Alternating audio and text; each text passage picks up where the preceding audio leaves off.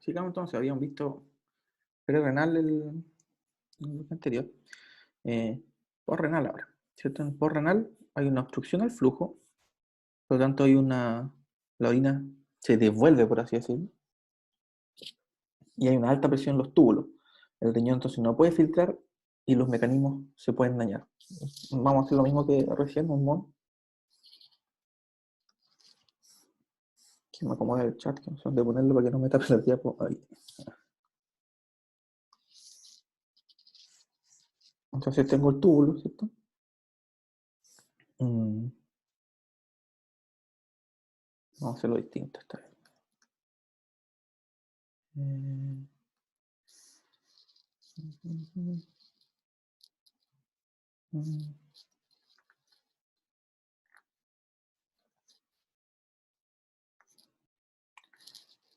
Vamos que acá está el glomérulo.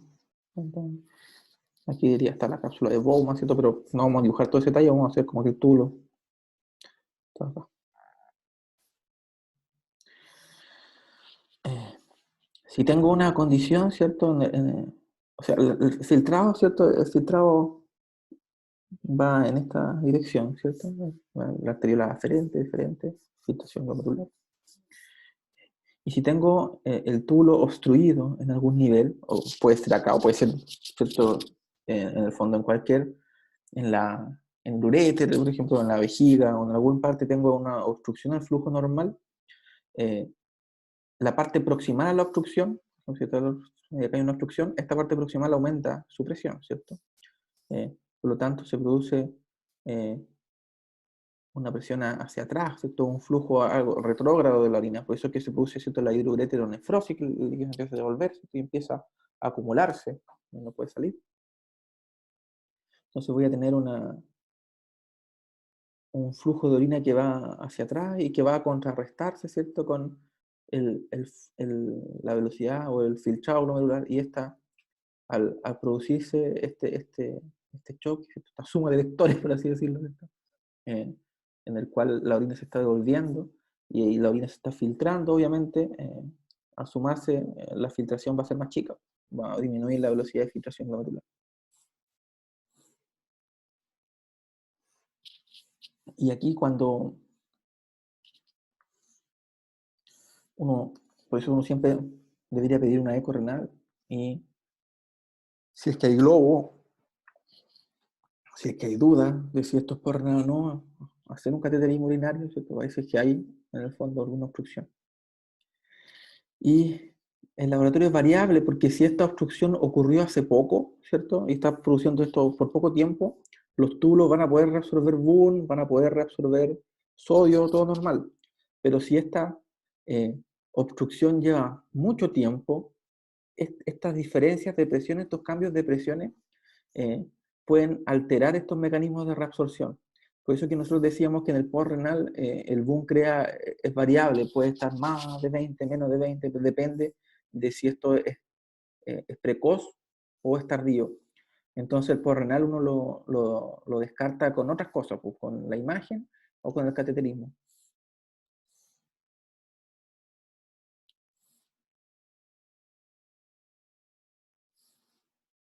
Está tapado, ¿no? En algún momento. ¿Y qué causa de postrenal, cierto? Puede ser hipertrofia prostática, un cáncer de próstata, una litiasis ureteral que tendría que ser bilateral. Y ahí, ojo, hay pacientes, ¿cierto?, que son monorrenos y que cuando hacen cálculos en el riñón que les queda, ¿cierto?, tienen riesgo de hacer una aquiporrenal importante. Vejiga neurogénica, si la vejiga no puede, tiene residuo postmiccional, ¿cierto? Y medicamentos que alteren, ¿cierto?, la función de la vesícula, entre ellos los opioides y los anticolinérgicos, todos medicamentos anticolinérgicos que dificultan el vaciado. Sí, cateterismo es sonda Foley, sí, eso es, sonda Foley. Una forma elegante de decir sonda Foley, cateterismo urinario.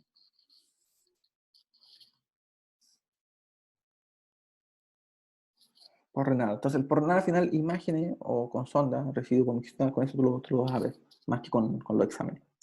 El intrarrenal no, pues uno usa los exámenes, ¿cierto?, muchas veces para diferenciar entre prerrenal e intrarrenal, ¿cierto? Y intrarrenal, ¿cierto? El riñón no filtra normalmente. Entonces, si ponemos acá el túbulo, ¿se acuerdan cuando había postrenal, ¿cierto? Teníamos la creatinina, perdón, prerrenal teníamos la creatinina y el BUN, ¿cierto? Y el BUN se reabsorbía más que la CREA, y por eso daba el BUN CREA elevado, pero acá el problema es en el riñón, entonces el riñón no es capaz de filtrar normalmente, entonces esta, eh, primero, ¿cierto? El filtrado que está acá arriba, ¿cierto?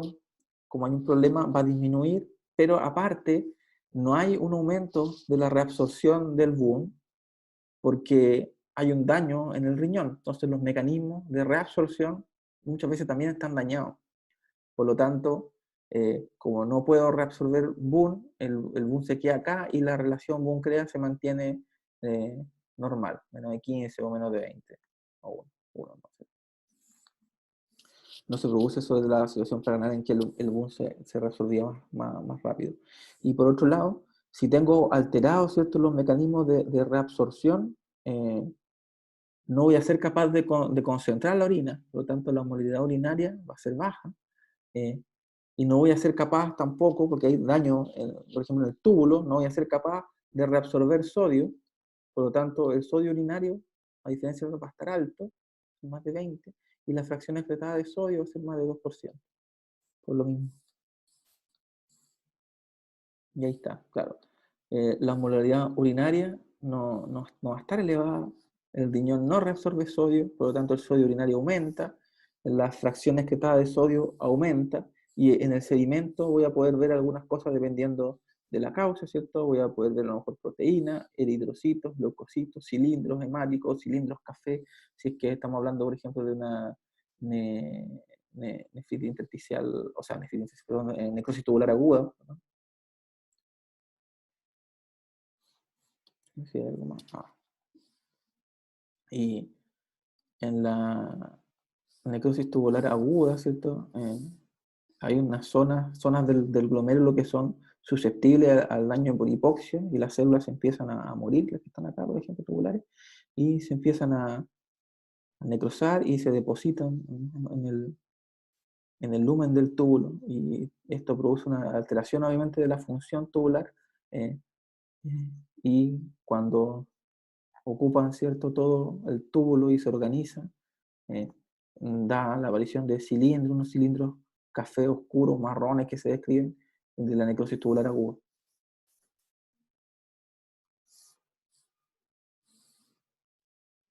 Entonces, cuando tenemos mecanismos, ¿cierto?, intrarrenales y prerrenales, ¿cierto?, la diferencia muchas veces está dada por la relación BUN-CREA, ¿cierto? Prerrenal está alta, en la intrínseca no. El sodio urinario está bajo en la prerrenal, pero en la intrínseca no. El porcentaje de excreción, ¿cierto?, es mayor en la intrínseca que en la perrenal, y la perrenal, ¿cierto?, como se reabsorbía agua, se concentraba y se aumentaba la movilidad urinaria. En el caso de la falla intrínseca renal, como hay alteraciones en el riñón, la función del riñón, no es capaz de concentrar tanto la orina.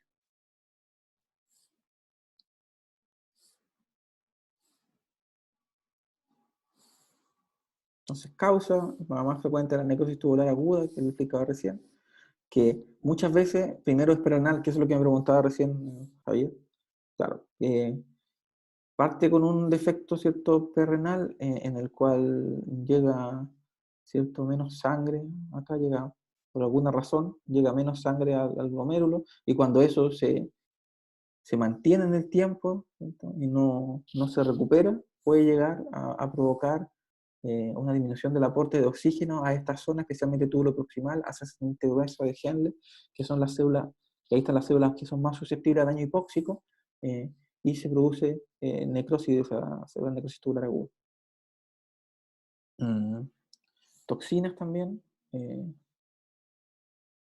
contraste, puede ser que el medio de contraste puede producir aquí, aunque hay un artículo que salió hace poco también no, eso hace como 2 años ya, de la nefropatía por contraste, estaba hablando de contraste de escáner, contraste yodado. Contraste yodado, la nefropatía por contraste cada vez se va mitificando más, como que la verdad es que es súper poco frecuente. Y hay medidas en el fondo para disminuir el riesgo. Y en el fondo, cuando uno tiene un paciente en que el escáner contrastado me va a permitir determinar un manejo específico, eh, hay que hacerlo igual, tomar medidas en el fondo para tratar de disminuir el riesgo, pero no dejar de hacer una imagen que tiene significancia clínica, porque la creatinina está un poco elevada. Después es otro tema que podemos revisar también, nefropatía por contraste. Distinto en el gadolinio, ¿ya? El gadolinio sí que es fregado, porque el gadolinio produce un cuadro de fibrosis extensa. No me acuerdo exactamente el nombre de la enfermedad, pero es una especie de, es como tener una esclerodermia avanzada rápidamente. Entonces, la resonancia del gadolinio sí hay que tenerle más respeto, pero los contrastes ayudados en general no.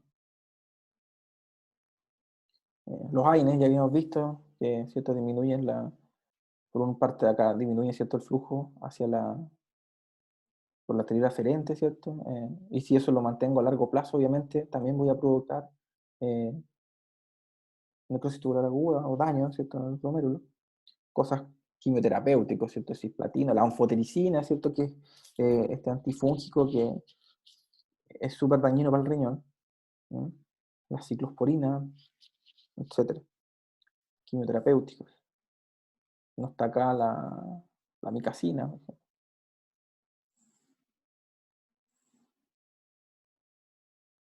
Entonces, este cuadro, que no es mío, esta es una presentación de un canal que se llama Strong Medicine, que hace una revisión de Aki, que la verdad es que no lo ocupé mucho, ocupé solamente algunos cuadros, después les puedo mandar el link para que si lo quieren ver para complementar, son 3 videos de Aki. Ahí sí se ve el rojo mejor. Y me gusta cómo dividió las causas, que es como más gráfico, ¿cierto? Prerrenal, intrarrenal, postrenal.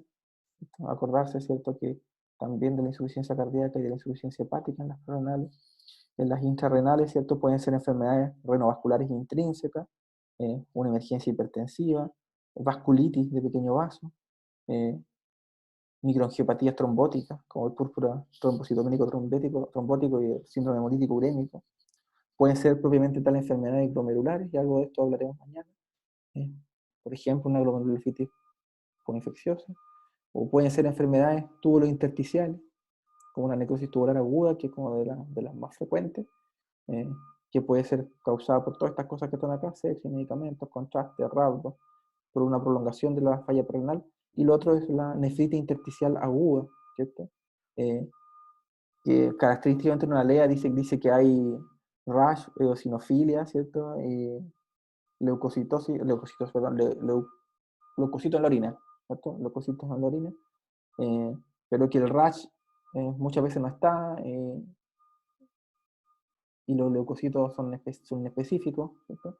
Eh, entonces, acá, cuando uno sospecha nefritis intersticial aguda, hay varios medicamentos que se asocian a esto y que la provocan. Y nefritis intersticial aguda eh, es como una pielonefritis, pero sin bacterias, es lo mismo. Por eso queda leucocitos por la orina. En el fondo es una pielonefritis aséptica, por así decirlo. Eso es una nefritis intersticial aguda. La pielonefritis aguda, ¿cierto? Es por una causa infecciosa que produce una inflamación a nivel del intersticio del riñón. Cuando esta inflamación es radiada, la mayoría de veces por un fármaco, y no hay bacteria involucrada, se llama nefritis intersticial aguda.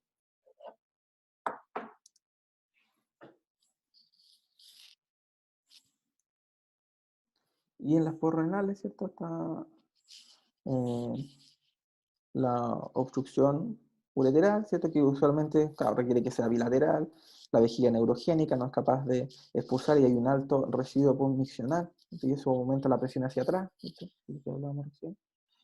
Medicamentos, hablamos de algunos medicamentos, especialmente de tipo anticolinérgico que evitan el vaciamiento de la vejiga, y la hipertrofia prostática benigna, ¿cierto? Acá hay un tapón que nos impide que, que circule. Y hay un cuadro parecido que habla de todos los medicamentos que pueden influir a distinto nivel, que también está bueno, ¿cierto? Porque decimos que, claro, los diuréticos obviamente pueden causar deshidratación. Los AINE vimos que disminuían, ¿cierto?, el grosor de la aferente, y los IECA aumentaban, ¿cierto?, la dilatación de la eferente, inhibidores de la calcineurina en la parte intrarrenal, ¿cierto?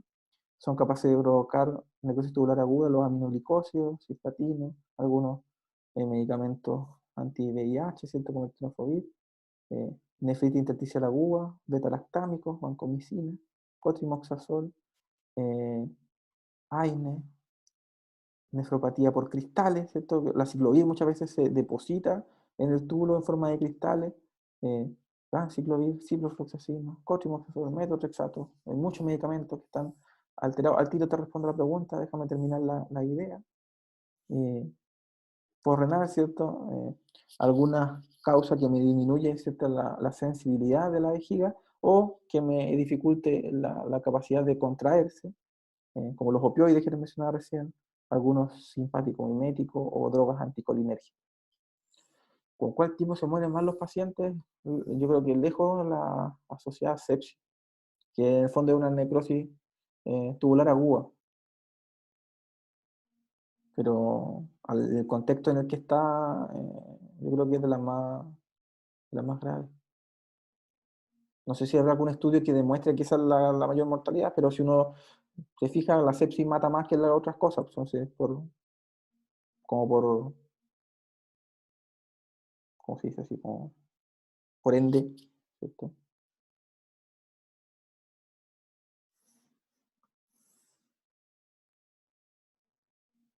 Sí, aunque sí, produce necrosis tubular aguda hospitalizada por sepsis y shock séptico, eh, pero hay un juego ahí de dilatación especialmente de la arteria deferente, que también tiene un rol importante en la nefropatía por sepsis, aparte de la necrosis tubular aguda. Son más cosas, no es solamente necrosis tubular aguda. Eh, pero sí, yo creo que la por sepsis es como la más grave, y como concepto importante ahí la necrosis tubular aguda y la vasodilatación de la arteria eferente, parecido a lo que hacen los IECA. Hay un artículo de eso que trata específicamente de aquí por sepsis, que es como igual un tema aparte, aquí asociada a sepsis. Varios mecanismos involucrados, no solamente necrosis tubular aguda.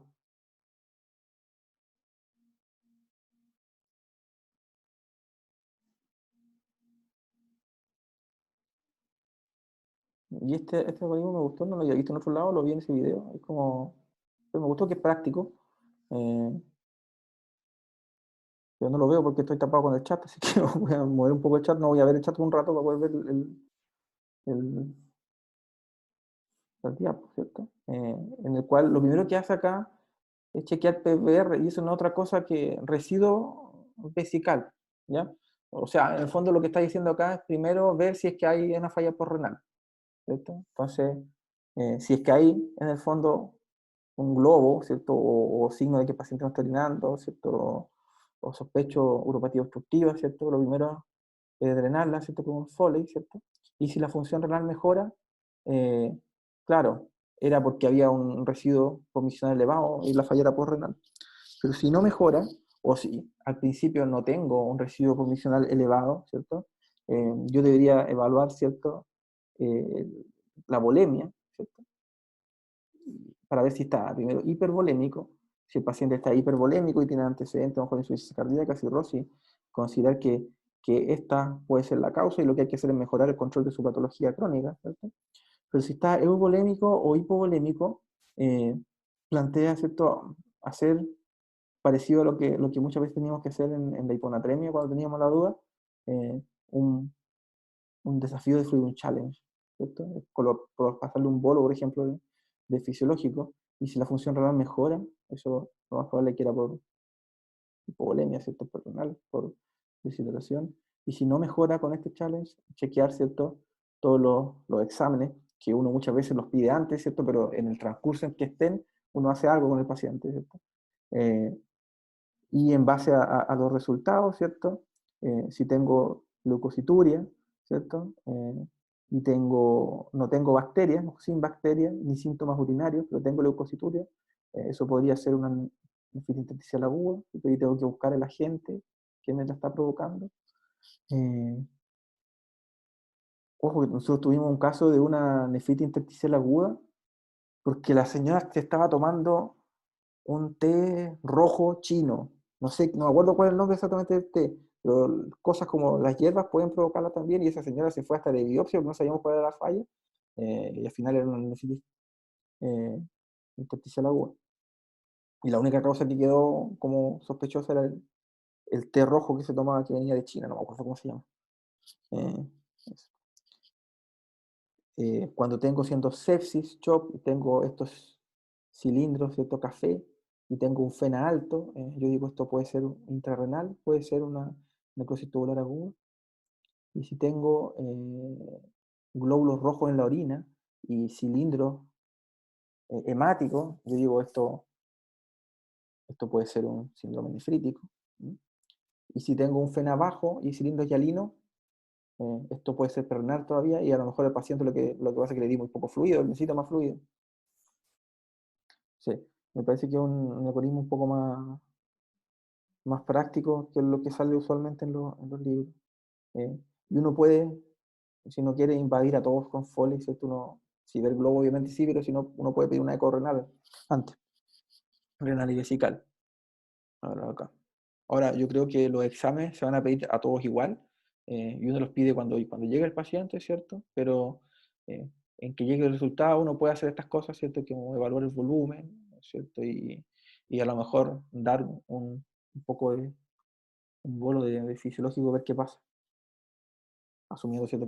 Que descartaste que esté hipervolémico. ¿Cierto? 500 ml, 20 minutos, 30 minutos, más o menos. Asumiendo que no es una urgencia, no es como cuando tenemos un paciente choqueado que queremos pasarlo así rápido.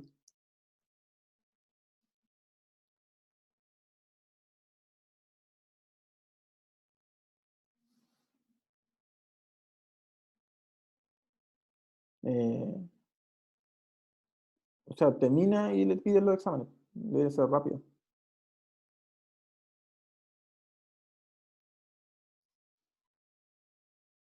Y aparte que esto igual tú le pediste exámenes acá. Entonces, eh, el resultado, ¿cierto? Igual se va a demorar en nuestra realidad. eh, Esto sería más útil, por ejemplo, en un paciente que esté grave, porque tenga una falla renal o por oligúrica, que no esté orinando y que esté en condiciones graves. Si el paciente está estable, a lo mejor tú puedes esperar, ¿cierto?, el resultado de los exámenes. Y si los exámenes no te queda claro, hacer echar este fluido.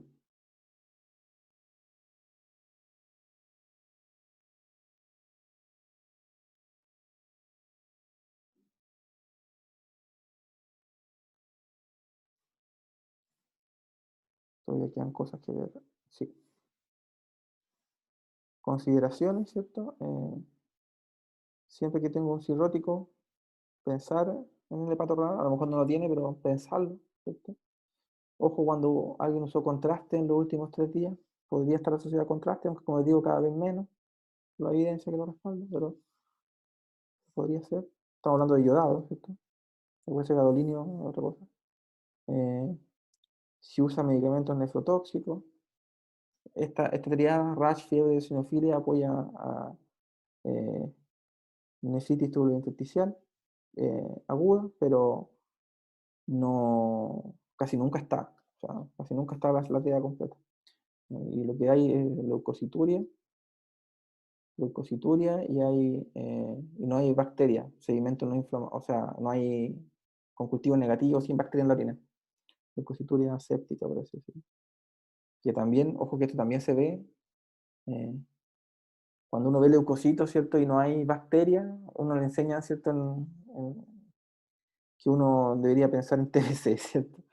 Eh, y sí, pero más frecuente que la TBC y que produce esto muchas veces son las litiasis renal. ¿Ya? La litiasis renal a veces no producen hematuria microscópica y producen leucocituria porque la litiasis que está obstruyendo producen inflamación en la zona y se liberan en el fondo leucocitos. Entonces, leucocituria séptica puede ser nefritis tubulointersticial, puede ser litiasis renal, puede ser tuberculosis también puede ser. Rhabdomiolisis produce una AQI que también es otro capítulo, que es la AQI inducida por pigmento. ¿Ya? Que uno ve la hemoglobinuria paroxística nocturna, la rhabdomiolisis y todo ese tipo de patologías.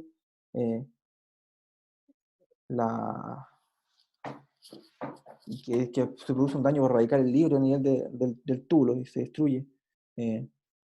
También es otro capítulo de AQI, como más específico. Hipercalcemia puede provocar AQI, y si tengo anemia más hipercalcemia, son las cosas que le había comentado ya más adelante, uno sospecha mieloma. ¿Cierto? Pacientes que están en quimioterapia, ¿cierto? Uno sospecha que puede ser una lisis tumoral o que algún agente de la quimioterapia está produciendo la falla renal. Uno va a tener que ir a buscarlo, que hay tantas quimioterapias y uno no las conoce, que dependiendo del medicamento que esté usando, uno tiene que ir a buscarlo y saber si es que puede ser la causa o no. No se los va a aprender. Y veamos otro caso. Que ahora estamos bien, ¿cierto? Sí. Más frecuente que todo lo que hemos visto en el hospital es esto que está acá. Un hombre de 70 años, hipertenso, se hospitaliza para cirugía de cadera. Y en los controles del policlínico tenía una creatinina basal de 1,2 y una uremia de 40. Pero se hospitalizó, tuvo un par de días previo a la cirugía hospitalizado y su creatinina ahora es 2,2 y la uremia es 80. Con ese perfil, ¿qué tipo de AQI tendría? Solamente con eso. Renal, ¿cierto? Porque la uremia está alta, ¿cierto? En comparación con la creatinina. ¿Y por qué creen que se produjo esto?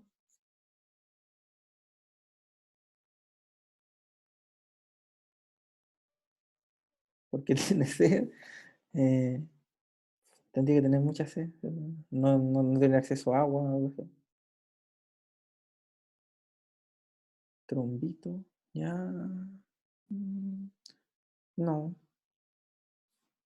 Esto no se ha operado todavía. Está esperando para operarse. Esa sangre. Ya, se puede pasar ese rollo. Pero lejos no, todavía no se opera. Lo más frecuente de esto, y súper frecuente, que se llama AQI normotensiva o AQI isquémica normotensiva. ¿Ya? Si yo tengo un paciente, veamos el caso, ¿no? Hipertenso crónico y que probablemente en la casa anda con presiones de 180 con 90, ¿no? Y anda por la vida con esa presión y de repente se hospitaliza y sufre la injuria de tener una dieta baja en sodio, ¿sí? Y de seguir con el tratamiento a lo mejor habitual que tenía, pero a lo mejor el paciente es sal sensible, ¿cierto? Y una dieta baja en sodio impacta enormemente la cantidad de presión arterial que tiene. Y después está con presiones de 130, 70.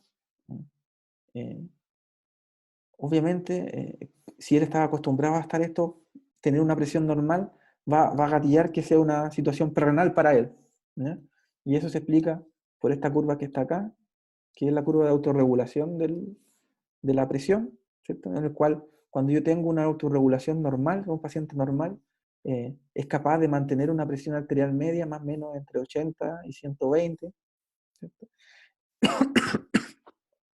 Cuando tengo una presión media entre 80 y 120, soy capaz de mantener la tasa de filtración glomerular constante, pero si tengo un paciente que por mucho tiempo es hipertenso, eh, este paciente se acostumbra a vivir con presiones más altas, por lo tanto, su curva de autorregulación está desplazada a la derecha y es capaz de mantener presiones medias de 100 o a lo mejor a 140 para tener una velocidad de filtración glomerular normal.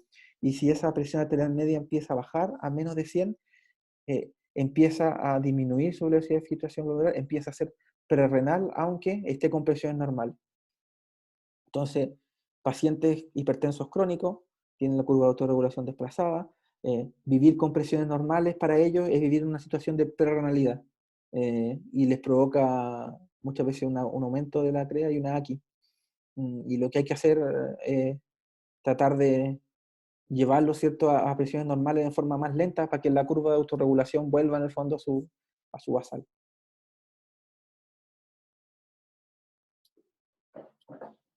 No, no es por la dieta.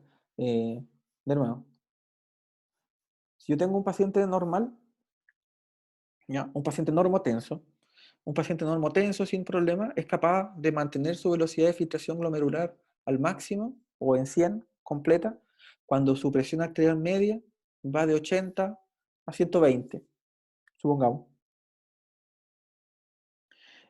Y cuando está estable, pasa casi todos los hospitalizados. Eh, entonces, de 80 a 120, la presión arterial media se mantiene con una velocidad de filtración glomerular normal, ¿ya? Pero si tengo un paciente que crónicamente, eh, se le cortó la luz, chuta, ahí estamos. Ya. Si tengo un paciente que crónicamente vive con presiones medias mayores, presiones arteriales medias mayores, su curva de autorregulación se desplaza a la derecha. Sus vasos se adaptan, cosa de poder responder a presiones arteriales medias mayores, ¿ya? Se adapta para esa situación. Entonces, si este paciente que es hipertenso crónico, que está adaptado a vivir con presiones arteriales mayores, de repente se hospitaliza y la presión le baja a presiones normales, eh, va a ser como que un paciente normal estuviese hipotenso. Vivir con presiones normales, ese paciente que está adaptado, es ser hipotenso para él. Entonces se va a comportar eh, como hipotensión y va a ser una AQI prerrenal que se llama AQI isquémica normotensiva, que corresponde a eso. No sé si se entiende la idea.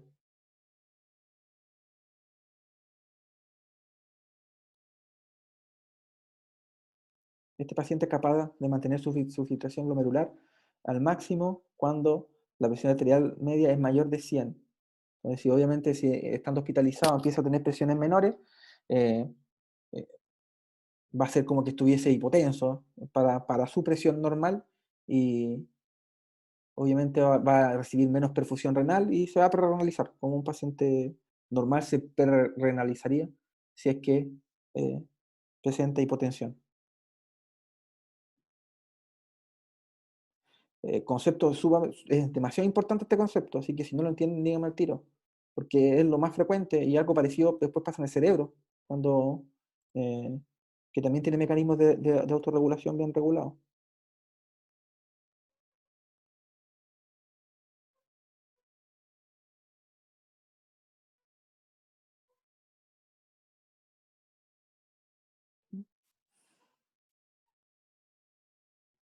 O sea, alguien que todavía lo confunde me dice al tiro, que en el fondo lo podemos explicar de nuevo, de nuevo, de nuevo, no hay problema.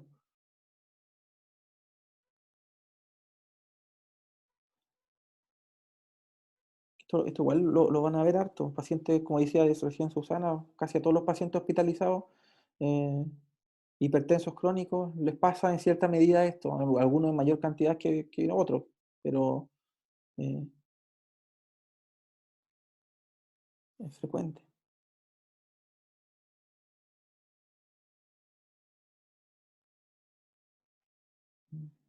Y entonces, esta es una tabla eh, del tratamiento de la AQI en general.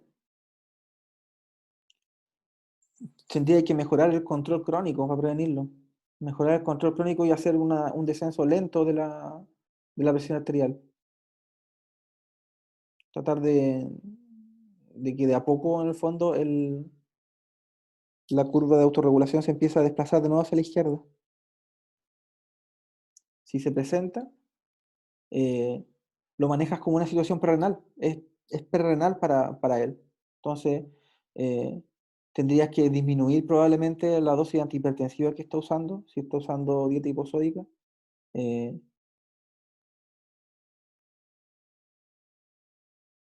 ¿Por qué se le bajó la presión? No, se le bajó la presión porque probablemente puede ser varias causas, porque no se tomaban los antihipertensivos y empezaron a usarlo. Puede ser porque empezó con una dieta estricta en sal y el paciente es sal sensible. Entonces, obviamente la cantidad de sal que ingiera, eh,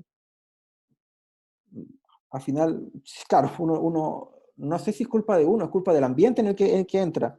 El paciente está en un ambiente absolutamente descontrolado, entra en un ambiente en que es controlado.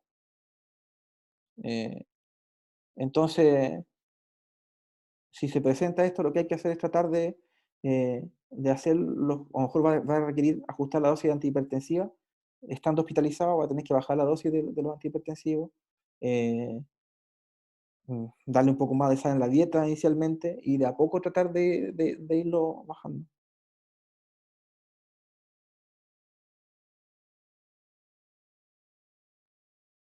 Pero, o sea, es porque el paciente no se controla. Claro, no es culpa de uno que el paciente no se tome los medicamentos, que no siga la dieta. Muchas veces uno hace esto y ahí uno se da cuenta que el control de la hipertensión en realidad no era el adecuado.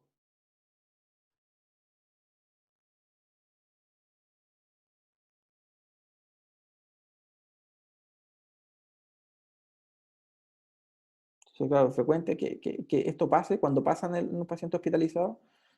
Lo que uno más hace es empezar a bajar la dosis de antihipertensivo. A lo mejor este paciente, ¿cierto?, estaba con 3 antihipertensivos, si lo dejáis con 2, en el fondo empieza a funcionar un poco mejor. Ahora, ¿qué va a pasar? Probablemente ese paciente en algún momento se va a ir para la casa, ¿cierto? Y va a volver a la situación basal y esto va a regresar, ¿cierto? A volver a estar así. Entonces, eh, es un ida y regreso continuo.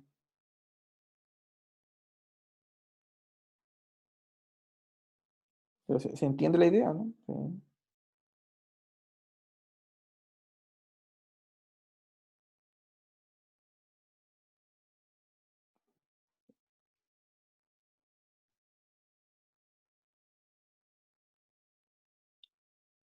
Entonces,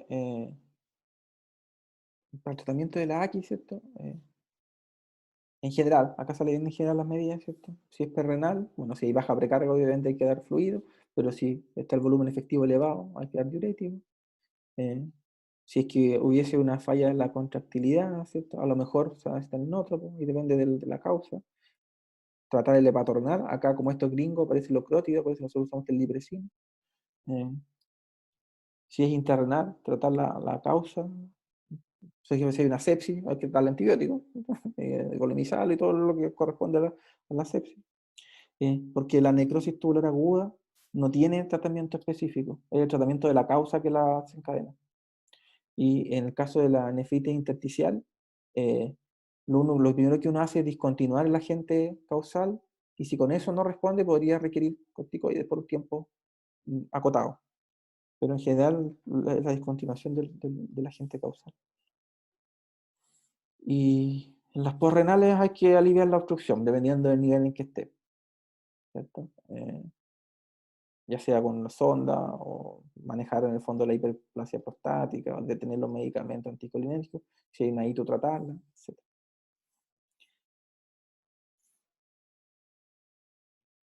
En el caso del señor con peronal cardiopatía al principio ya, sí me acuerdo, evaluar el VEC, ¿cierto? Porque ahí en el caso no salía descrito cómo estaba el VEC, eh, evaluar el VEC y si hay un VEC elevado, en el fondo mejorar el control de su patología crónica, pero no darle volumen. Por ejemplo, si está el VEC aumentado, darle diurético. eh, si es que hay un cardiorrenal, intentar con diurético y ir monitorizando la función renal. eh, pero eso, en el fondo, eh, una situación perrenal, aunque parezca como paradójico, puede requerir diuréticos para tratarse.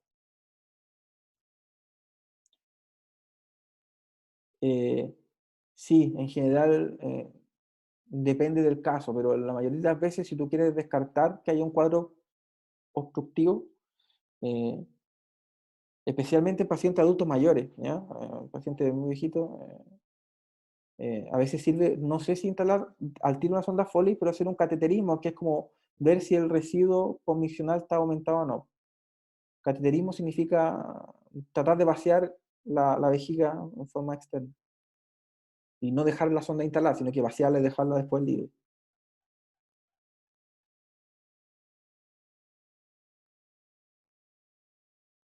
Eh, pero digo que depende del caso, porque si tú ves que el paciente claramente tiene un globo vesical, ahí le va a indicar la Foley sí o sí.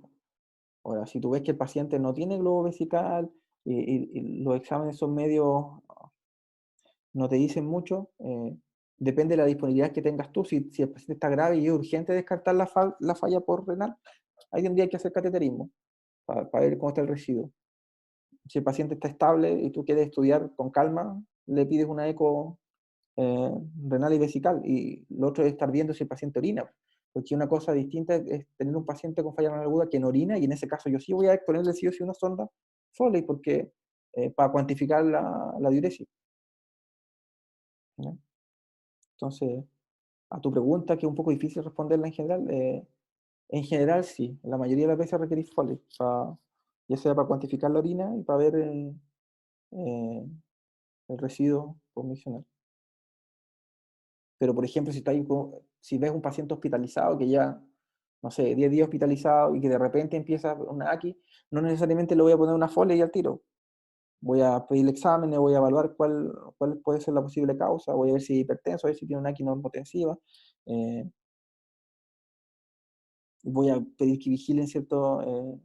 Cómo está la diuresis, y si la diuresis está disminuida, ahí a lo mejor voy a instalar una sonda Foley para poder cuantificarlo. Entonces depende del contexto y, de, y del caso. Me da un poco de lata porque siempre que me preguntan algo así, yo les digo depende del contexto y lo pongo en distintos casos, eh, pero la respuesta para casi todas las preguntas es depende.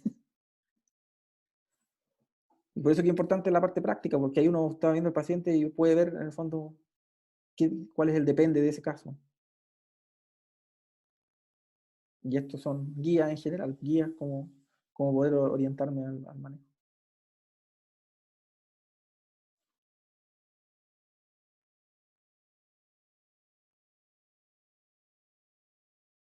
Y lo otro que hay que manejar son las posibles complicaciones que pueden aparecer producto de la AQI, que básicamente pueden ser eh, de volumen, o sea, sobrecarga de volumen, ¿cierto? De electrolito, uno de los principales es ver si hay hipercalemia, ¿cierto? Del ácido base, ver si hay acidosis metabólica se puede generar, de eliminación, ¿cierto? De productos de desecho como la uremia, que la uremia tiene que ser importante para provocar síntomas, y que cuando tengo síntomas urémicos, eso sí es indicación de terapia de reemplazo renal. Mm. Y en el fondo ver si esto ha sido por medicamentos, evaluar si es que hay alguna intoxicación por alguna cosa. Entonces tengo que preocuparme de la volemia, de los electrolitos, del estado ácido base, de si aparecen unos síntomas urémicos, y dependiendo de si la causa es intoxicación por algo, lo que corresponde a esa intoxicación. Y acá aparece una lista que no la vamos a revisar en extensiva, pero son los medicamentos que pueden ser peligrosos en pacientes con AQI. Y miren que aparece la insulina, ¿no? Porque acuérdense que como la insulina se elimina por vía renal, si tengo una función renal alterada, probablemente ese paciente va a requerir menos dosis de insulina durante ese momento. Entonces hay que tener ojo con los diabéticos eh, que presenten AQI, eh, y estar vigilando, ¿cierto? Que a lo mejor van a requerir disminución de su terapia hipoglicemiante. Obviamente metformina no, y sulfonilurea tampoco.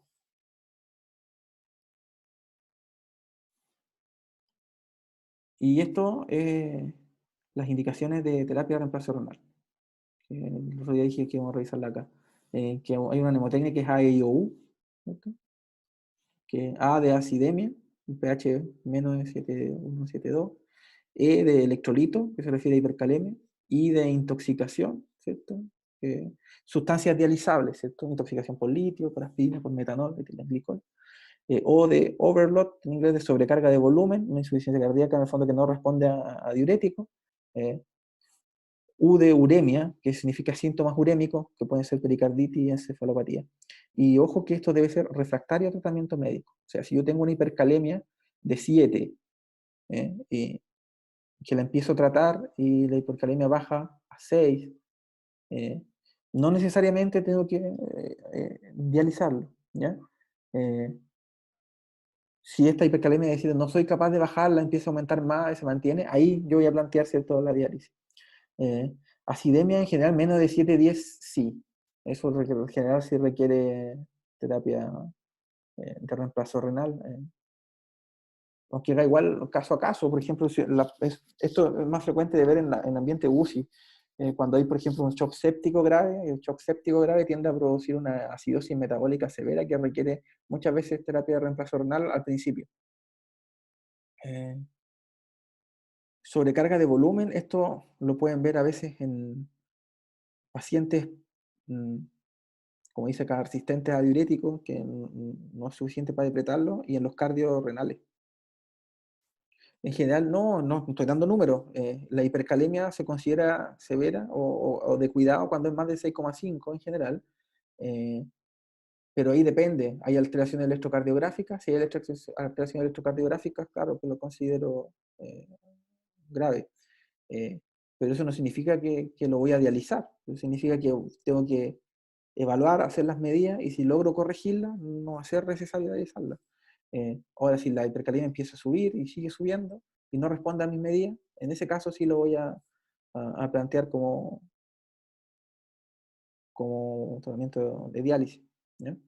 Estamos hablando de un paciente normal, porque distinto si tengo un paciente enfermo renal crónico que se dializa y que por algún desajuste, porque le falte diálisis, llega con un potasio de 9, con un potasio de 10, y en ese caso sí el tratamiento es la diálisis, ¿no?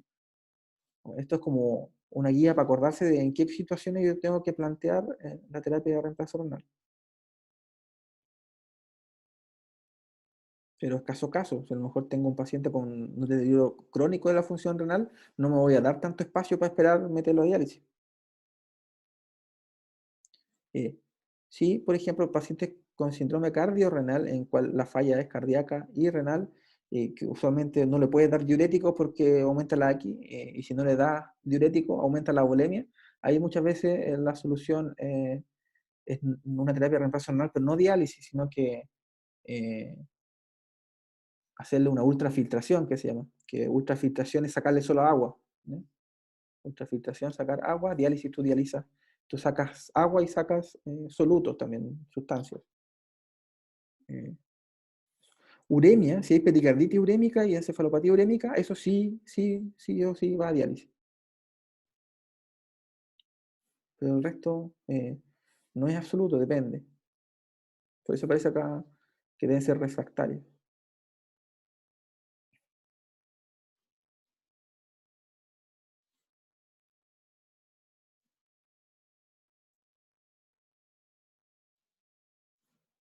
Eh, ¿Les quedan dudas de esto?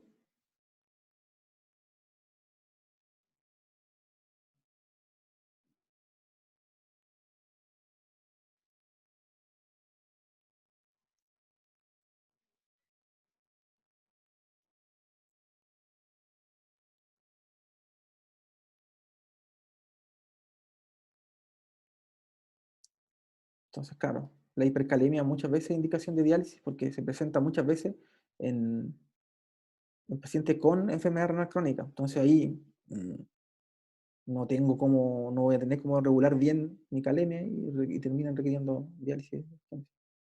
La ultrafiltración, no, es lo mismo, requería una máquina de diálisis, ese programa es diferente nomás. Es la misma disponibilidad de una diálisis convencional.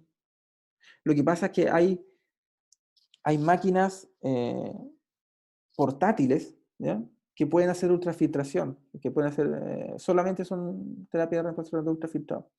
Eh, Ese tipo de máquina a lo mejor a veces no está disponible cuando tienes que desplazarla a la máquina del paciente, pero si el paciente tú lo puedes trasladar a diálisis, en diálisis se puede ultrafiltrar con una máquina de diálisis convencional.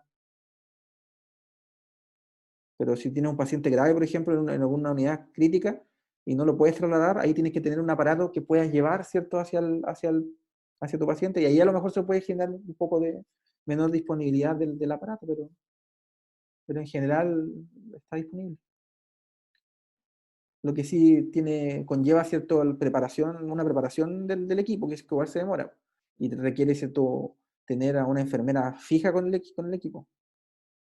Uf, ese es otro tema, ultrafiltración y diálisis. Pero en palabras simples, bien, después en el transcurso de internado podemos hacer un paso como de diálisis. ¿Cuál es la diferencia como de la máquina? Para que conozcan la máquina, más o menos los términos generales de qué hace. Eh, que también tengo material de eso. Pero en palabras simples, cuando yo ultrafiltro algo, yo saco agua, saco exceso de agua. Pero cuando yo dializo, cuando hay una diálisis, se saca agua y sustancias tóxicas. Eh, llámese urea, llámese potasio, llámese todas las cosas que quiero sacar de un paciente. Eh, entonces, cuando yo quiero solamente sacar agua, yo puedo programar para ultrafiltrado. Plasmaféresis es un procedimiento en el que tú reemplazas plasma del paciente por otro. Y tú, al fondo, no es que reemplaces, sino que sacas sustancias del orden de citoquina, anticuerpos, y lo que haces es como depurar el plasma.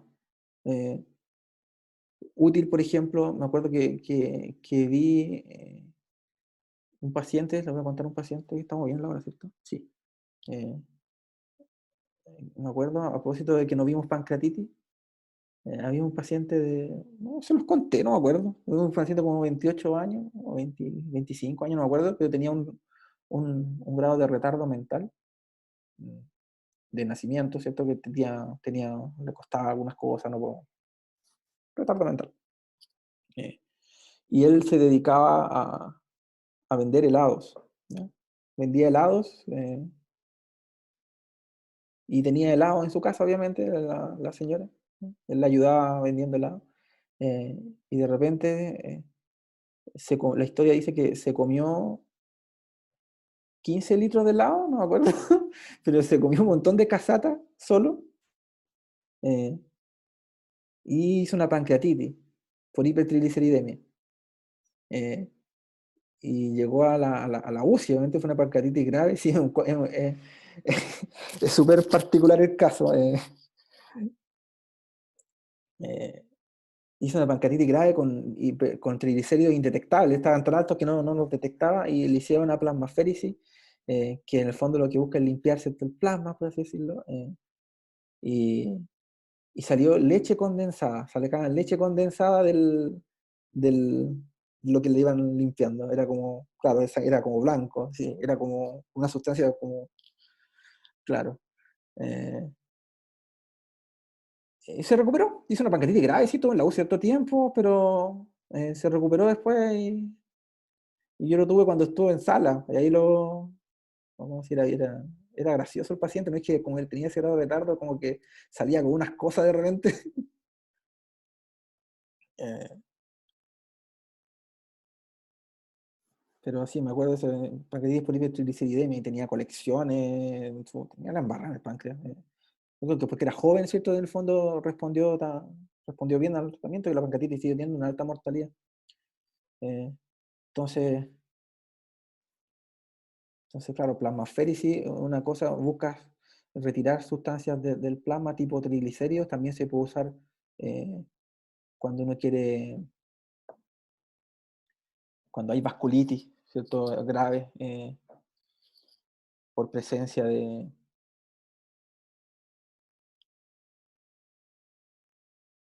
me fue la onda. Eh, no publicamos ese caso, no.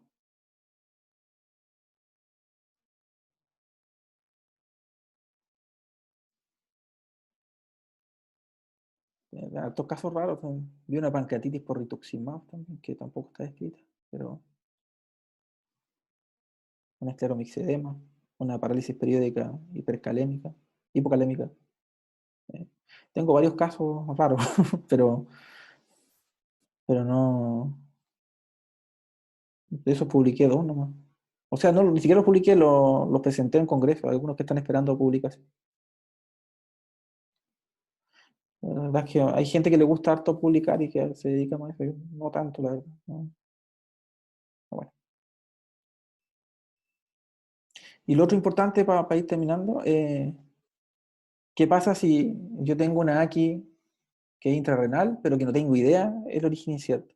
¿Por qué? Porque lo prerrenal se hace poco probable, lo posrenal está descartado, y no encuentro una causa evidente de una necrosis tubular aguda, por ejemplo, no hay sepsis, no ha sido operado, no hay toxina, no hay contraste, no hay radiomiolisis, no hay lícido tumoral, no ha ingerido sustancias, y digo, pucha, ¿por qué tiene ese problema el paciente? Y ahí yo tengo que sospechar que a lo mejor hay una enfermedad renal, ¿cierto? Y que tengo que ir a estudiarla, y uno debería empezar a pedir, ¿cierto?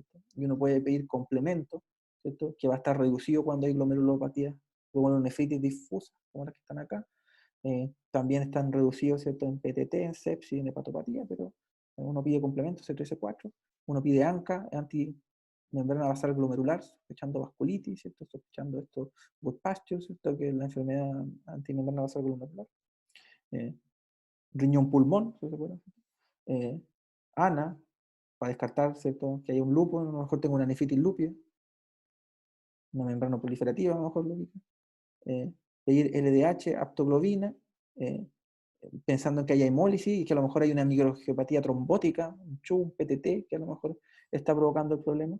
Y si con todo esto yo no logro y sigo teniendo la duda, es cuando se hace la biopsia, ¿no? Y acá entramos ya al terreno de glomerulonefritis y glomerulopatía, eh, eh, que veamos, vamos a ver mañana.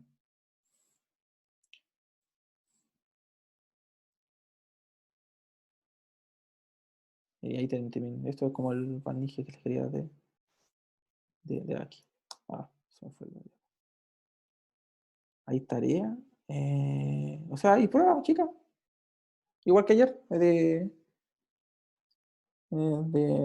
la prueba de correspondiente, 7 preguntas, eh, que lo pueden responder hasta en la tarde, a la hora que estimen ustedes conveniente, se cierra a las 10.